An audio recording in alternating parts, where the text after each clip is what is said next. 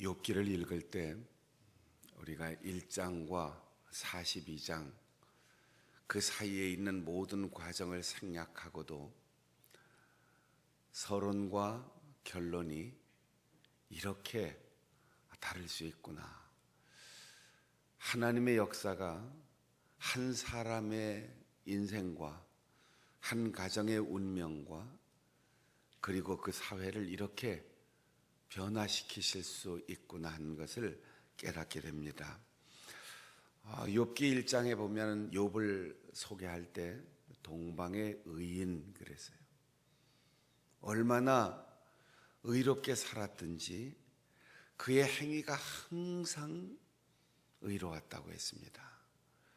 그가 하나님 앞에 정직하게 살 뿐 아니라 예배하기를 힘쓰고 자녀들과도 좋은 관계를 가지면서 혹시 아버지 앞에서는 그럴듯하게 살면서도 아버지가 보지 못하는 곳에서 아버지가 인식하지 못하는 죄와 허물이 있을까 봐 알지 못하는 죄를 위해서 아버지가 보지 못하는 자녀들의 허물을 위해서 자녀들의 숫자대로 번제물을 드리면서 제사를 지낼 정도로 정직하고 정결한 인생을 살아왔다는 거예요.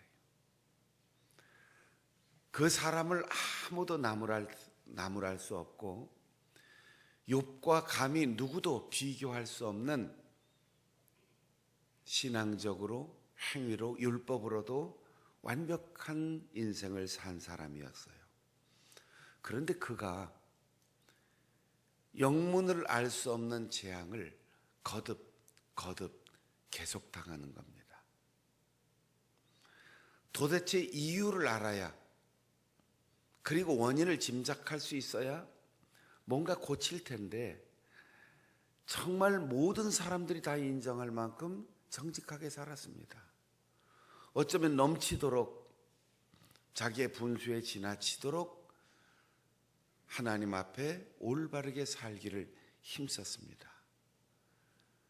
그런데 계속되는 재앙이 그를 괴롭혔습니다. 제가 가끔 우스갯소리로 이렇게 표현합니다. 고난이 올 때 패키지로 온다. 종합 선물 세트로 온다.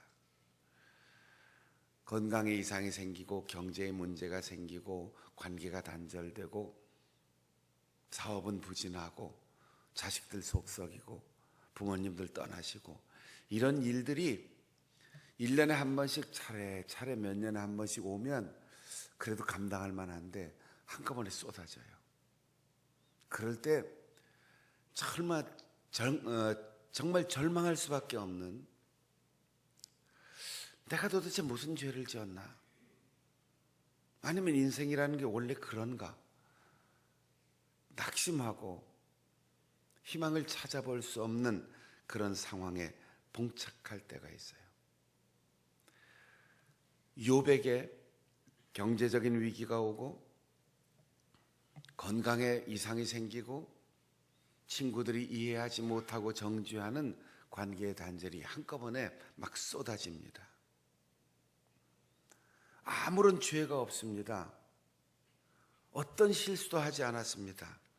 그런데 그가 얼마나 부자였는가를 1장에서 설명하는데 소 500결이, 결이란 복수란 뜻인데 1000마리가 있고 암나귀가 500마리, 그것을 다 관리하는 종들도 숫자를 셀 수 없이 많았고 양이 7000마리, 낙타 3000마리.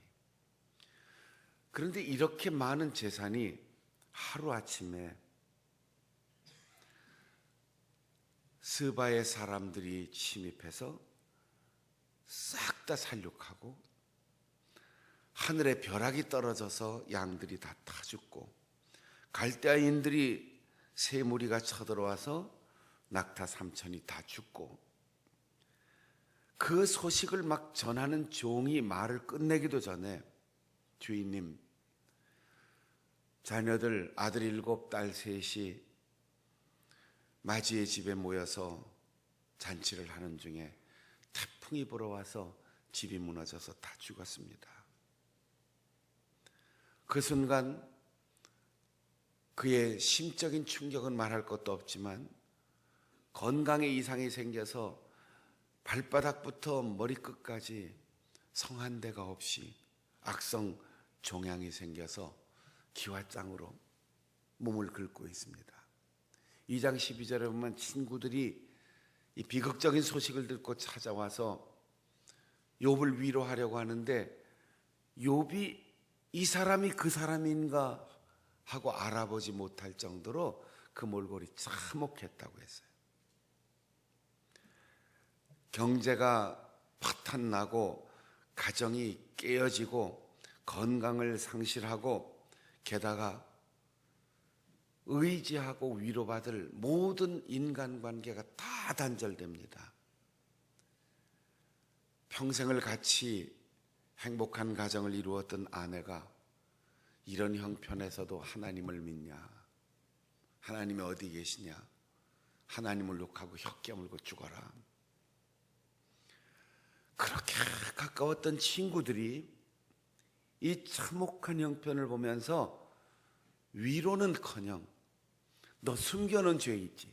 잘난 척하더니 의롭게 산다고 으스대더니 사람들 칭찬받는 거 꼴 보기 싫었는데 고백해라, 드러내라.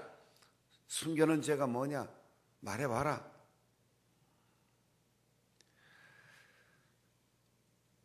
욥은 그 참혹한 재난 속에서 아내가 저주하고 죽으라고 하는데 친구들이 죄를 내놓으라고 하는데 할 말이 없어요. 나는 조금도 잘못이 없다. 나는 의롭게 살았다. 하나님이 주셨으니 하나님이 가져가신다. 그러니 난 회개할 것 없다. 이렇게 길고 지리한 자신의 신앙적인 다툼과 인간관계의 다툼과 옳고 그름의 다툼이 계속되면서 욥은 그 참담한 재난 속에서도 자기 의를 주장하기를 굽히지 않습니다. 나는 옳다. 옳습니다. 나는 죄를 짓지 않았다. 옳습니다. 아무도 그를 시비할 수 있는 죄가 없어요.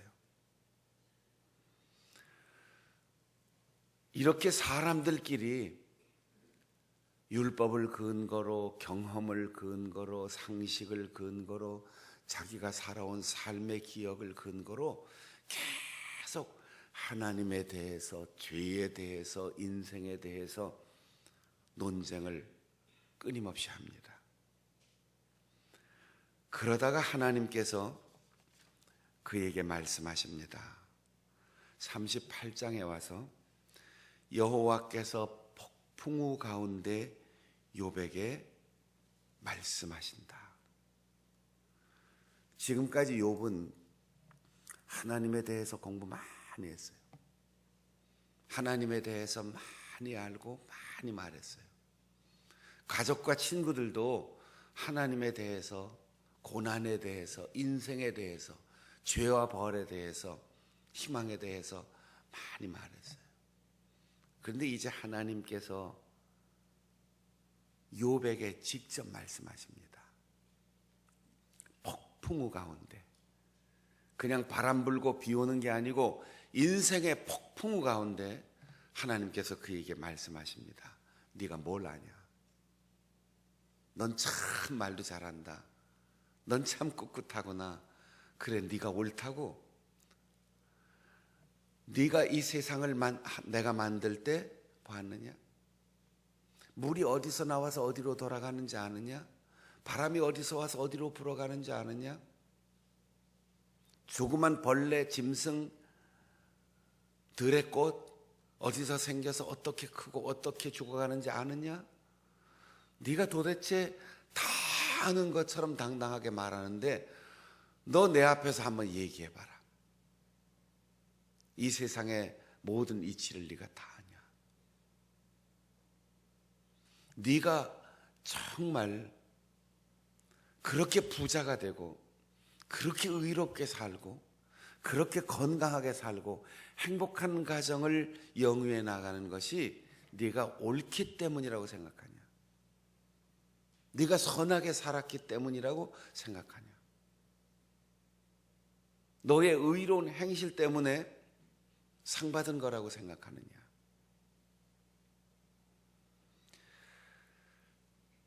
여호와께서 욥기의 서론에서 욥에 관하여 마귀와 이야기를 주고받습니다. 또 욥은 친구들과 하나님에 대하여 about 그렇게 대하여 말합니다.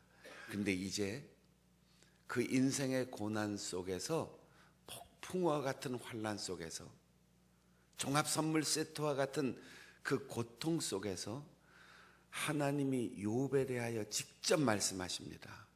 욥은 직접 하나님께 말씀을 드립니다. 42장 1절에 와서 욥이 여호와께 이렇게 두 손 들고 말합니다. 나는 깨닫지도 못한 지식을 말했습니다.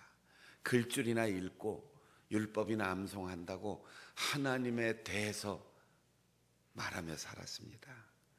알지도 못하고 계산하기도 어려운 일, 내가 지금 누리고 있는, 내가 지금까지 가지고 있었던 모든 은총의 선물을 감히 나의 선행과 나의 율법 지식과 나의 예배 횟수 그리고 내 노력한 땀방울과 바꿨다고 계산하며 살아왔습니다. 무지한 말로 하나님의 이치를 가렸습니다. 이제는 내 기도를 들어주시고 나에게 알게 하소서.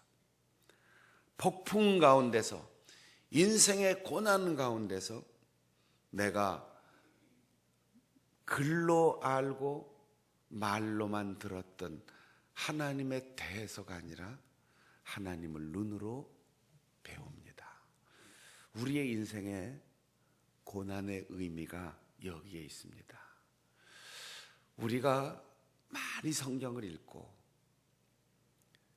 빠짐없이 예배하고 늘 기도하는 것 중요하지만 하나님이 우리에게 고난이라고 하는 선물을 주실 때 우리는 그 고난 속에서 내 맘대로 되지 않는 역경 속에서 이유를 알 수 없는 고통 속에서 내가 얼마나 어리석고 내가 얼마나 무지한지 그리고 지금까지 내가 하나님의 은혜 속에 살아왔음을 깨닫고 하나님을 직접 배우는 기회가 된다는 사실입니다. 우리가 살아가는 동안 참 억울할 때가 있어요. 이유를 알 수 없는 고난 속에 절망할 때가 있어요. 그때 나는 욥기 1장에 있다. 41장까지 하나님을 발견할 수 있는 기회를 하나님이 주셨다. 그렇게 믿고 42장을 바라봐야 돼요. 모든 고난은 그게 끝이 아니에요. 과정입니다. 따라해 보겠습니다. 고난은 짧고 고난을 당하는 이는 장수한다. 고난보다 내가 더 오래 살아요. 고난을 당할 때는 참 길고 끝이 안 보이는 터널 같지만 대한민국에서 제일 큰 터널도 한 10분, 20분이면 다 나가요. 근데 굉장히 길게 느껴지죠. 바울 사도는 영문도 알 수 없는 말에서 떨어지는 고통, 눈이 멀고 보이지 않는 고통, 끊임없이 기도해도 남의 병은 고쳐주면서 자기 병은 고치지 못하는 그 고난 속에서 로마서 8장 18절에서 이렇게 고백합니다. 우리가 지금 당하는 고난은 장차 받을 영광과 좋게 비교할 수 없다.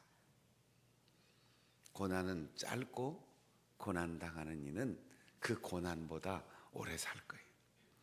심은 대로 거둔다. 이건 농사의 원리입니다. 그리고 사람과 사람, 세상 사는 이치입니다. 그래서 우리가 사람을 대할 때는 심은 대로 거두고, 농사를 짓고 일할 때도 심은 대로 거둬요. 그러나 신앙의 원리는 심은 대로 거두는 게 아닙니다. 심지 않은 것도 주시는 하나님의 은혜, 심은 것보다 100배, 1000배, 10,000배로 주시는 하나님의 사랑, 그걸 누리며 살아가는데, 욥은 고난당하기 전에는 심은 대로 거두는 줄 알았어요. 내가 하는 대로 반응이 올 줄 알았어요. 내가 죄를 짓거나 나쁜 일을 하지 않으면 모든 것이 정상적으로 잘 지켜지고 보존되는 줄로 생각했어요. 그런데 하루아침에 다 잃고 고난 속에서 내가 예배를 잘 드려서가 아니고, 내가 정직해서가 아니고, 내가 율법대로 살아서가 아니라 하나님이 주신 은혜였구나, 이걸 알게 되는 거지요. 그래서 지금까지 나는 옳다, 너희들이 틀렸다, 이유를 알 수 없는 고난, 하나님이 주셨으니까 그냥 담담히 갈 뿐이다, 이렇게 살다가 은혜로구나, 나도 사람들을 은혜의 손길로, 은혜의 눈으로 바라보고 대해야 되겠구나. 그래서 죄 없는 자기를 정죄하고, 자기에게 억울한 소리하고 비난하고 정죄하는 친구들을 위하여 빌었다고 해요. 친구들을 위하여 기도했다고 했어요. 보통 우리 같으면 나 혼자나 기도하고 나를 위해서 기도하지요. 저 친구들은 이제 친구도 아니야, 나를 억울하게 모함하고 비판하고 비난하는 친구, 저런 놈들은 기도받을 자격도 없어, 이렇게 생각할 텐데, 하나님의 은혜를 깨닫고 나니까 자기도 은혜로운 마음을 갖게 됐어요. 친구들을 위하여 중재하기 시작했어요. 하나님과 나 사이에 나만 보고 살다가 다른 사람과 하나님 사이에 개입해서 내가 받은 은혜처럼 그들도 은혜를 받게 하시고, 내가 누리는 것처럼 그들도 누리게 하시고, 그들과 함께 더불어 하나님 앞에 화목하게 살게 하옵소서 하는 새로운 마음을 갖게 된 거죠.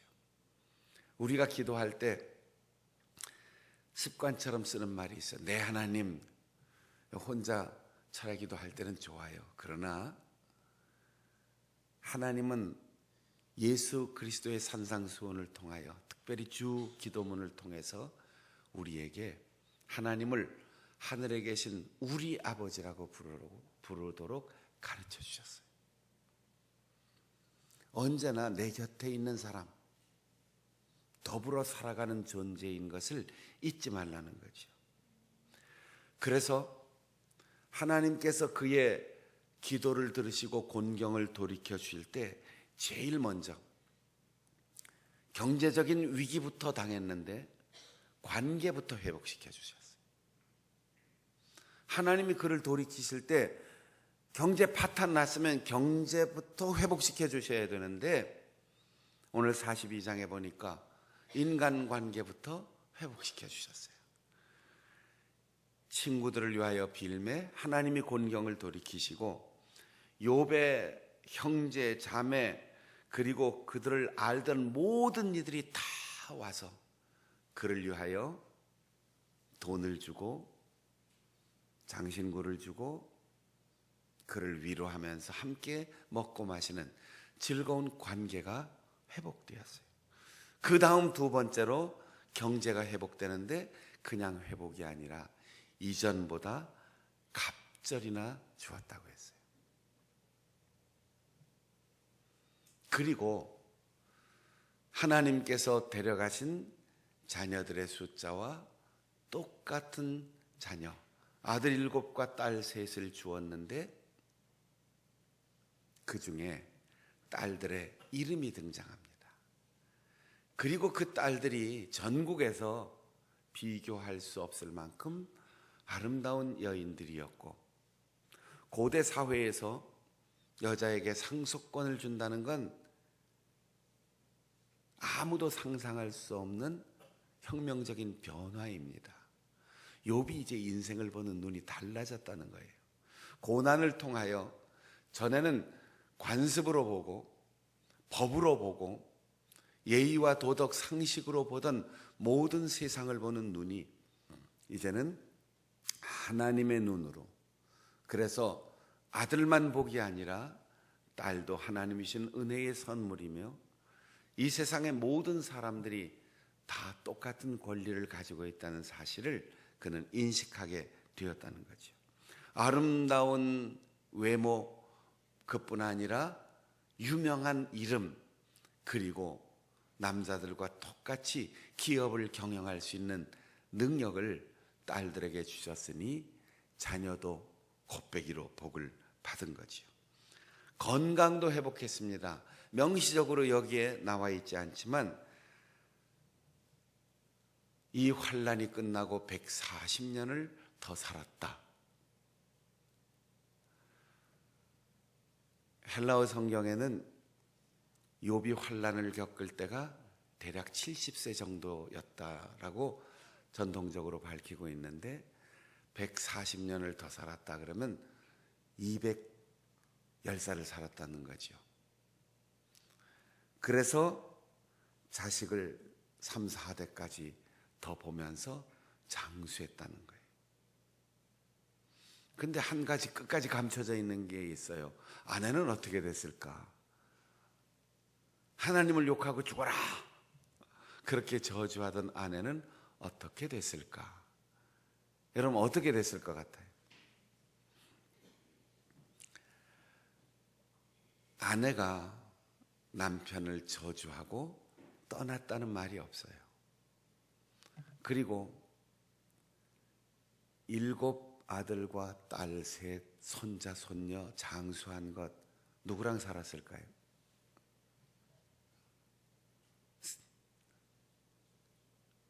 아내 없이 욥이 아들을 낳았을까요? 딸을 낳았을까요?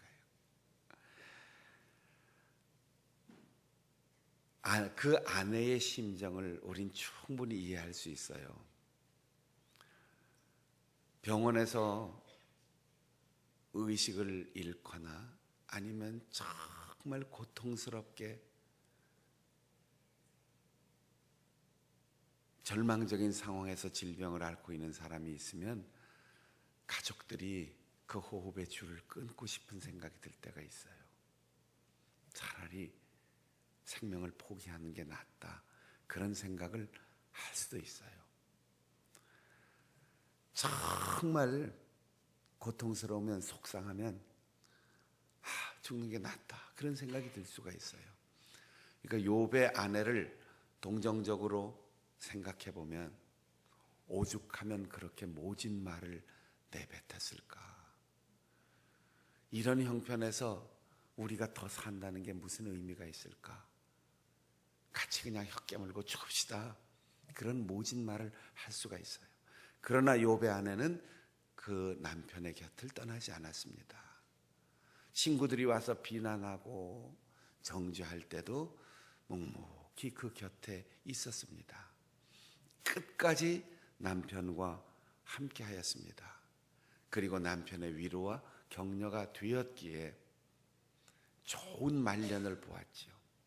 그리고 나이가 많았지만 하나님께서 남편을 회복시켜 주시고 건강하게 하셔서 70이 넘은 나이에도 아들 7, 딸 3, 1년에 하나씩 낳았어도 10년 동안 계속 출산하는 그 아내도 건강한 복을 주셨지요. 우리에게 가장 소중한 것이 무엇입니까? 배우자의 신뢰와 격려와 위로입니다. 살다 보면 때로 다툴 때도 있어요. 때로 모진 말을 할 때도 있어요. 때로 희망이 없어서 아무 말 하지 못하고 입 다물고 있을 때도 있어요. 그러나 남편과 아내는 늘 곁에 같이 있어주는 것, 숨소리만 나도 곁에 살아 있어주는 것, 그것이 가장 큰 위로와 격려와 지지가 된다는 사실을 우리는 잊지 말아야 돼요. 내가 남편을 위해서 아무것도 해줄 수 없는 참담한 경우가 있을 수 있어요. 내가 아내의 고통을 덜어줄 수 없는 정말 절망적인 상황이 있을 수 있어요. 그러나 우리는 고개 돌리지 말고 모진 말 하지 말고 곁에서 손잡고 함께 있어주는 그것이 가장 큰 위로가 된다는 사실. 우리가 이 세상에 친구들 다 떠나고 내가 잘 될 때 옆에서 손 내밀어 주던 모든 친구들이 다 떠날 수 있어요.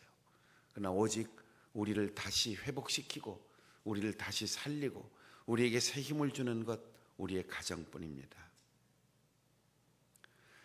근현대에 미국의 가정을 살렸다, 그런 유명한 노래가 있습니다. 홈 스위트 홈이라는 노래인데, 즐거운 나의 집 기억하세요? 요즘 다 잊어버린 것 같은데 옛날에 다 많이 불렀어요.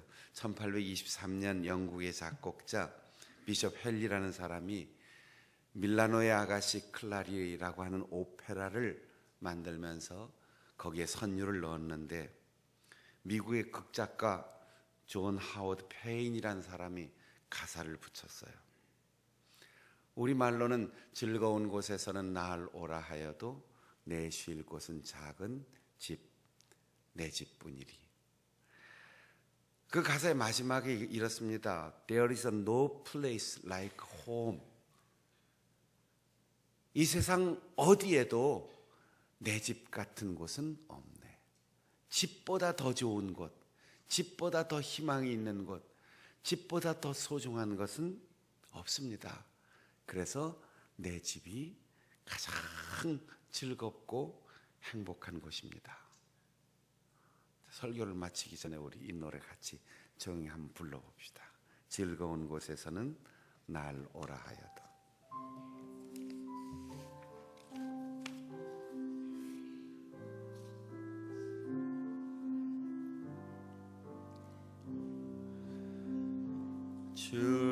즐거운 곳에서는 날 오라 하여도 내 쉴 곳은 작은 집 내 집뿐이리. 내 나라 내 기쁨 길이 쉴 곳도 꽃 피고 세우는 집 내 집뿐이리. 오 사랑 나의 집, 즐거운 나의 벗, 집 내 집뿐이. 오 사랑 나의 집, 오 사랑 나의 집, 즐거운 나의 벗, 집 내 집뿐이리. 올해 우리 교회 새 표가 든든한 교회, 성령의 위로, 더불어 성장입니다. 한번 따라해 보겠습니다. 든든한 교회, 성령의 위로, 더불어 성장. 우리의 인생의 표어가 나만 잘 살면 되지. 남에게 피해 주지 않으면 되지. 나만 정직하면 되지. 내가 노력해서 얻은 것 내가 누리면 되지. 이건 악한 겁니다. 우리는 보통 선과 악의 중간지대가 있다 그렇게 생각하는데 적극적으로 선하지 않으면 악한 겁니다. 욥은 하나님께서 주신 은혜가 오늘의 나를 지탱하고 있다는 사실을 몰랐어요. 정직하게 살았으니까, 의롭게 살았으니까, 율법을 잘 지켰으니까 하나님이 나에게 이런 선물을 주셨다. 이렇게 살았어요. 그러나 고난 속에서 모든 것이 하나님의 은혜입니다라고 고백하게 되었고, 고난 속에서 자신이 얼마나 무지하고 어리석었는가를 깨닫고, 친구와의 관계가 회복되고 가족 관계가 회복되고 인간 관계가 회복되어서 아직 자기가 고난 속에 있을 때, 아직도 질병이 치료되지 않았을 때, 아직도 밑바닥 인생을 살고 있을 때 자기를 비난하는 친구들을 위하여 중재하고 기도하니까 하나님이 고난을 돌이켜 주셨어요. 우리는 더불어 행복해야 돼요. 우리 교회만, 나만, 우리 집만, 우리 직장만, 우리 사업만 이렇게 이기적이고 무관심한 인생을 살면 하나님께서는 은혜인 줄을 깨닫게 하시려고 우리에게 때로 고난, 엄청난 아픔을 주실 수 있습니다.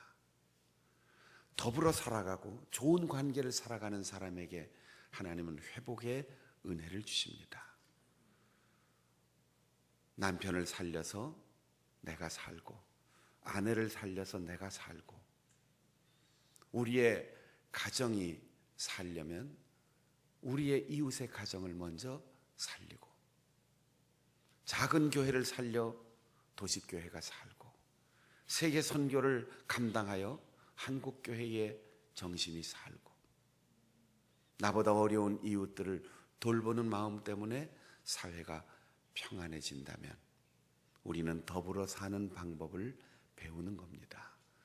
욥은 가장 밑바닥에서 하나님을 만나고 자기를 비난하고 억울한 소리를 하는 친구들을 위하여 중재하고 기도할 때 하나님은 그의 곤경을 돌이키셨습니다. 그런 인생, 그런 가정으로 살아감으로 여러분의 가정이 교회를 살리고 교회를 통하여 우리의 이웃과 더불어 행복한 지역사회와 나라를 만들어갈 수 있는 우리 성도들 되시기를